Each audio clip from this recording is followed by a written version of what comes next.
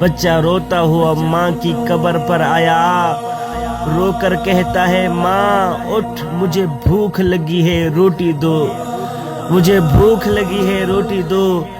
2 دن کا بھوکا ہوں، مجھے کسی نے روٹی نہیں دی، یا تو مجھے اپنے پاس بلا لو یا پھر لوٹ کر میرے پاس آ جاؤ، مجھے بھوک لگی ہے، مجھے روٹی چاہیے۔ ایک دن باپ نے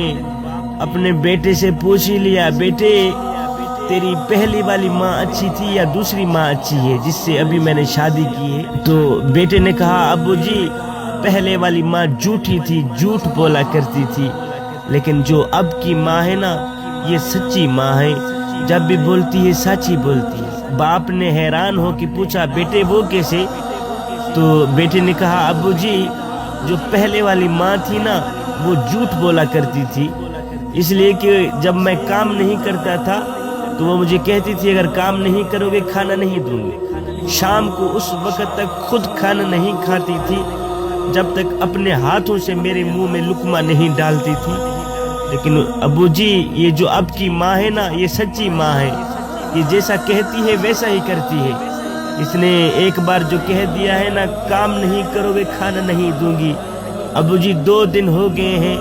ماں نے مجھے کھانا نہیں دیا، 2 دن کا بھوکا ہوں ماں نے مجھے کھانا نہیں دیا۔ یہ جو دوسری ماں ہے نا یہ سچی ماں ہے، جب بھی بولتی ہے سچ بولتی ہے۔ میرے کریم رحیم رحمت للعالمین سونے نبی نے فرمایا کہ مسلمانوں کے گھروں میں بہترین گھر وہ ہے جس میں یتیموں سے حسن سلوک کیا جاتا ہو،